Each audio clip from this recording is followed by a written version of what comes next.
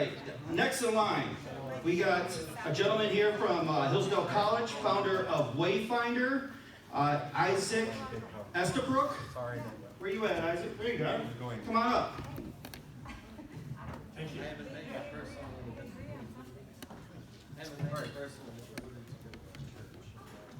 Well, thank you all so much for having me here tonight.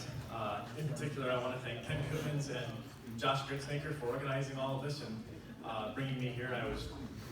I'm really excited to come and talk to you all today. I've never been asked to speak at a church before, and so while I was preparing this message for you, I couldn't help but think of a story I heard once about an old pastor. He told some of the boys about the message that he was going to give the next Sunday, and these boys went and they took his Bible and they glued together the connecting pages. So when the pastor gets up to give his next Sunday message, he opens up his Bible and he starts reading from the bottom of the page. And he says, "And when Noah was 121 years old, he took unto himself a wife who was," and here he turns the page, "300 cubits in length, by 50 cubits wide, covered in belts of gopher wood, covered inside and out with pitch."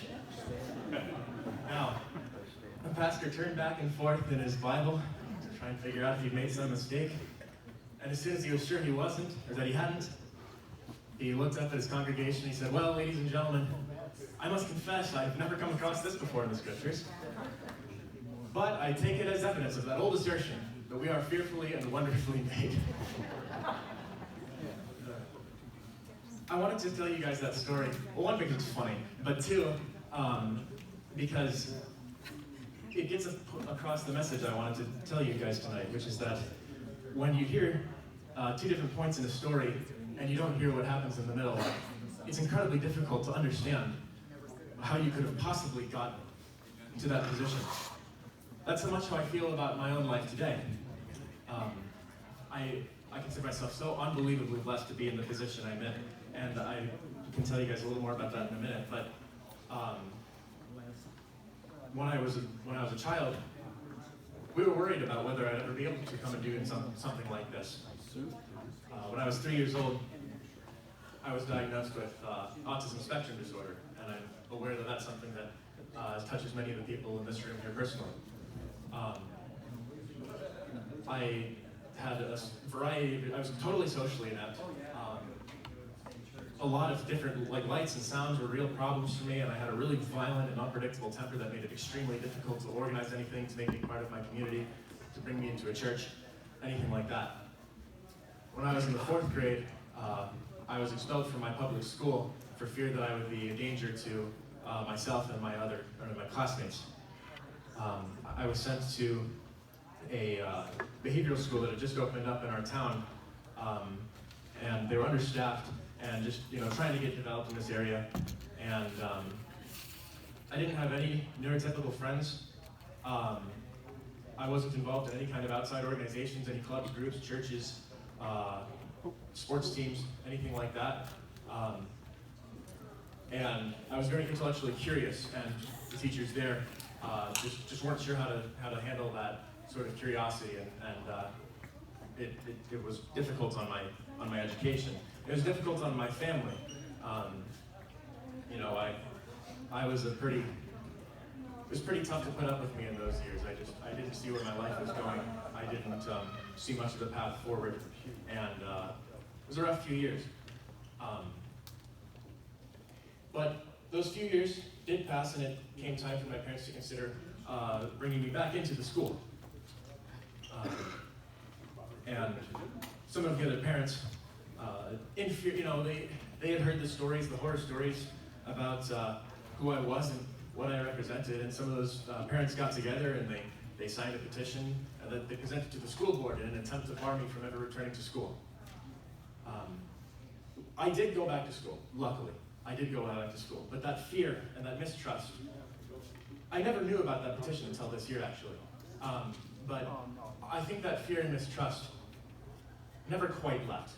I think it's something that I don't blame them. I don't hold any animosity towards them, but it's something that would continue to influence me in my school years. And I think the message was pretty clear, is that, you know, I wasn't trusted, I wasn't necessarily wanted by many of my classmates.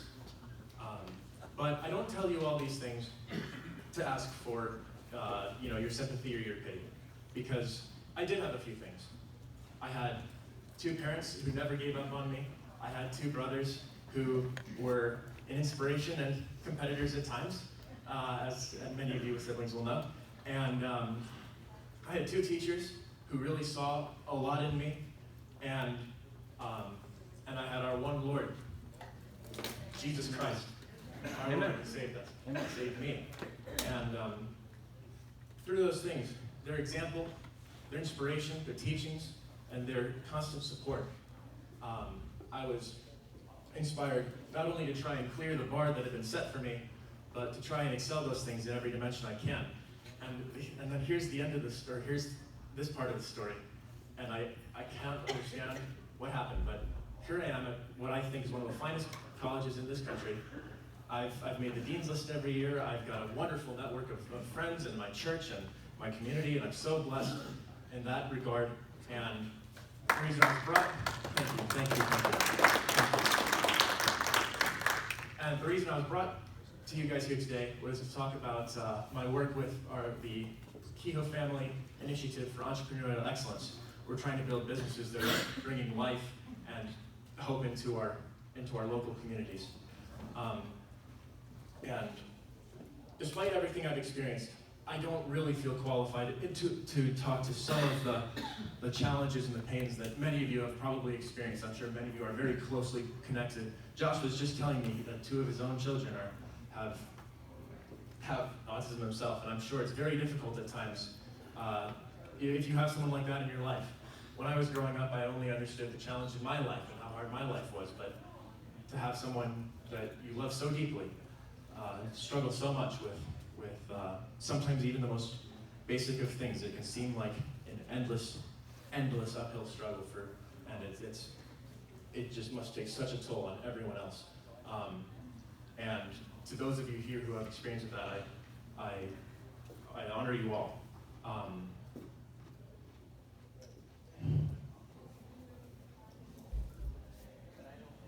But with my experience, I wanted to try and do something, what little I could, to try and help take some of the things that I was taught and take some of the things I've learned from some of the best people in the business who I've had the good fortune to meet over the last few years, and develop a system that I could share and distribute to as many students, as many teachers and parents and counselors, and just as many people as I possibly could. And that's why I'm developing WayFinder. WayFinder is a principles-focused program that's designed to help kids and their teams define success and work their way towards it. And I've tried to take some of my principles and some of the things that I've picked up and distill it into 3 main things. 1, I will systematically adopt maximum responsibility for achieving my own goals. Number 2, communication and collaboration are essential for creating measurable progress. And number 3, I have firm hope because I'm led by example and can take concrete steps forward. The WayFinder system, I want to make it available on like every phone, computers, everything like that. It's going to be available, and what it's going to essentially do, we're going to sit kids down, and it's going to function as it's going to be a sort of a questionnaire, what kind of writing problems we're going to take, and I'm going to try and break down this endless mountain of solving these problems, and try and break it down into a few key areas, independent living, career, social, academic, community, and so on and so forth. Going to sit the kids down and say, you can have what you want, but you've got to work for it. What do you want to do in your community? Where do you want to live? How do you want to live? We're going to ask questions like that to try and get these kids to say what they are trying to achieve, and not be necessarily giving the answers other people want them to give, but the ones that they really envision for themselves. And then we're going to take those, we're going to break them down into like measurable time cycles. So like maybe we'd have an 8-week period where we're working specifically on, for example, we do independent living. Then we break that into like 2-week sprints, and we would focus on one particular thing. We would try and set some kind of goal that can be measured. At the end of that 2-week period, this thing will alert you, and you'll be asked questions about, there we go, now this thing's working. It'll ask you some questions as to how well you feel you did from maybe a 1 to 10 type scale. And our goal is to get about an 8. We're gonna track it over time, we're gonna try and average it. I think if it's 10s, the goals are too easy. One thing that I've learned a lot about this business, and I shouldn't say business, but this area, a lot of people working in this area, the natural tendency is to want to protect. And that's a good instinct, that's a God-given instinct, and it's very, very valuable. But one thing I've learned from exercising, for instance, is that if you're never putting stress and causing a little bit of pain, you're not building the resilience and strength that is needed to continue on the path forward. And so we're shooting for a number where it's not like soul crushing because you're making progress, but you also are starting to understand your own limits and how you can continue to develop. So that's going to be a lot of the basics of it. I wish I had more to show you all tonight in terms of the technical aspects of this system. It's been difficult, I will say, being a full-time student and starting a software company at the same time. Not an easy schedule. I wouldn't recommend it. I thought of outsourcing some of the technical development of some of these systems. That requires a pretty large amount of capital. But I'm not here to beg you all for money.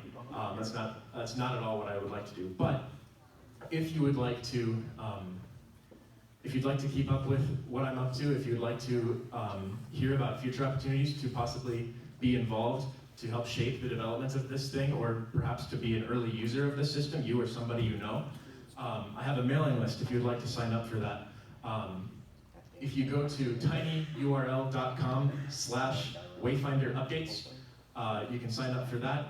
You'll be able to get you'll get some kind of little welcome message. It'll probably go in your spam folder. You'll have to confirm the sender.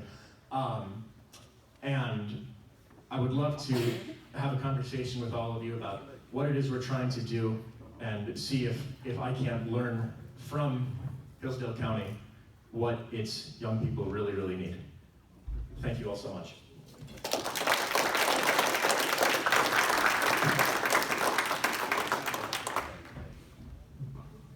Too smart for your age. No, that was awesome. It's great to have a young guy that seems to know so much already, I don't know half of which he already knows. Right now we got raffle giveaways. We got a lot of giveaways tonight, so we're going to do the Oprah style, everybody gets a prize. Here's one for you.